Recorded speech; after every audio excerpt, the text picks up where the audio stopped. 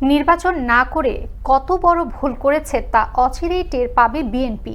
শুক্রবার রাজধানীর ধানমন্ডিতে এক কর্মসূচিতে অংশ নিয়ে একথা বলেন আওয়ামী লীগের সাধারণ সম্পাদক এবং সড়ক পরিবহন ও সেতুমন্ত্রী ওবায়দুল কাদের।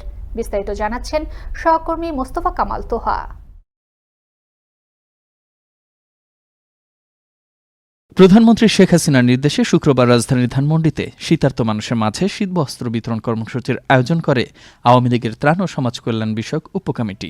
এতে যোগ দিয়ে শীতবস্ত্র বিতরণ করেন দলটির সাধারণ সম্পাদক এবং সেতুমন্ত্রী ওবায়দুল কাদের। এই সময় বিএনপির আন্দোলন নিয়ে সাংবাদিকদের করা এক প্রশ্নের জবাবে ওবায়দুল কাদের বলেন, নির্বাচন না করে কত বড় ভুল করেছে বিএনপি তা অচিরেই টের পাবে। বিএনপির এই মুহূর্তে আর কোনো আশা নেই, নিষেধাজ্ঞাও নেই, ভিসা নীতিও নেই, নির্বাচনে তো শেষ। নির্বাচন করেনি, কত বড় ভুল করেছে অচিরেই তারা সেটা টের পাবে। কালো পতাকা তো শোকের চিহ্ন, তাহলে তারা নিজেরাই জাতিকে বলে দিচ্ছে যে আমরা পরাজয় বরণ করে। এ সময় ওবায়দুল কাদের জানান, আন্দোলনের নামে সহিংসতা করলে কঠোর হস্তে দমন করা হবে। আন্দোলন চালান, কিন্তু আন্দোলনের নামে হরতাল, অবরোধ, ট্রেনে আগুন, বাসে আগুন, অগ্নি সন্ত্রাস করবেন, এটা কঠোর হস্তে দমন করা। ওবায়দুল কাদের বলেন, কারাগারে আটক নেতাকর্মীদের সংখ্যা নিয়ে বিভ্রান্ত ছড়াচ্ছে বিএনপি। তবে 11 থেকে 12 হাজারের মতো জেলে রয়েছে যারা অপরাধ করেছে।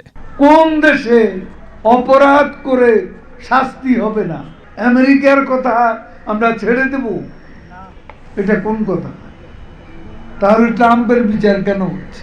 91টা চার্জ, একটা না। কাজে সেই দেশ আমাদেরকে কিভাবে বলে যে অপরাধীকে ছেড়ে দিতে হবে? সে 25,000 না কত হাজার। আমাদের জেলে এত লোক নেই, 11 থেকে 12 হাজারের মতো আছে যারা অপরাধ করে জেলে গেছে। অনুষ্ঠানে আওয়ামী লীগের ত্রাণ ও সমাজ কল্যাণ বিষয়ক সম্পাদক আমিনুল ইসলাম আমিনের সভাপতিত্বে এতে উপস্থিত ছিলেন দলটির সাংগঠনিক সম্পাদক সুজিত রায় নন্দী এবং সংসদ সদস্য ফেরদৌস আহমেদ সহ কেন্দ্রীয় আওয়ামী লীগ এবং ত্রাণ ও সমাজ কল্যাণ বিষয়ক উপকমিটির সদস্যবৃন্দ। মোস্তফা কামাল তোহা, আনন্দ টিভি, ঢাকা।